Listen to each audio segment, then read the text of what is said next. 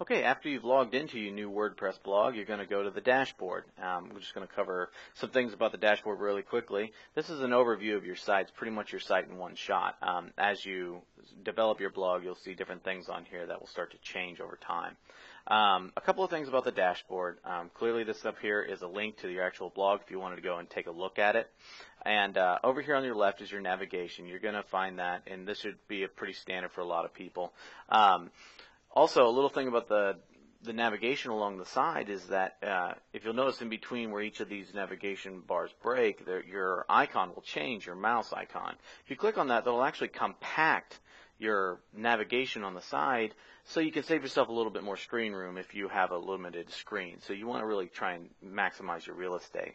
Your stuff will come out, you just hover over it, and it'll all just come out here on the side instead. So it might save you a little bit of room. And you can click back in and it'll restore itself. Up here at the top, you'll have these things it's commonly used things that you may want to do real quick that you don't want to necessarily have to navigate to along the menu, or if you're somewhere else you don't want to have to try and find your way back to it. New posts, new pages, you upload media and your media library such as photos and other things, and then also your comments section. So that's a quick thing. This right here, the right now, basically shows exactly what your blog is about. Tell you how many categories, pages, posts, tags, and how many comments you have, including the ones that are visible, the ones that you need to moderate in case they're spam, and the ones that have been flagged as spam. Also, it shows your theme, how many widgets you're using, and what type of WordPress you're using. If for any reason that you need to update it, it'll display it here, and it'll also display it down here.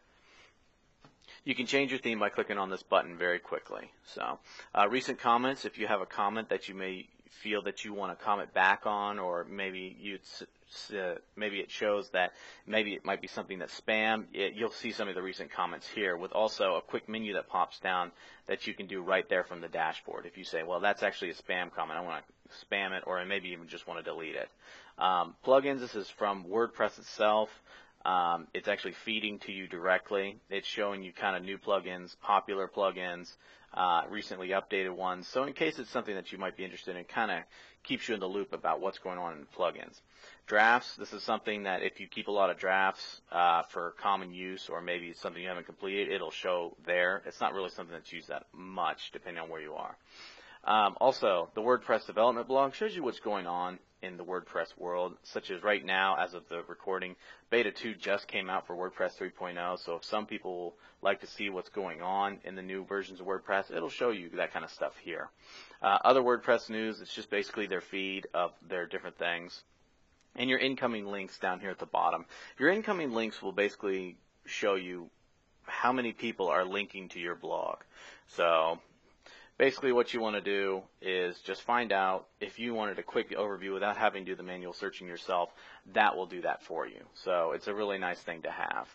Also, another thing is that the WordPress news is configurable, and so is incoming links. If you wanted to configure exactly where the reader was for your incoming links, you can click on the configuration right here and adjust it accordingly. This is a little bit more advanced, so some people may not want to do this.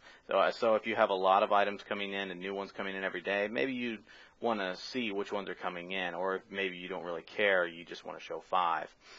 If you want to display the date that they were added, you can do that too. So it's just a quick option for you to have.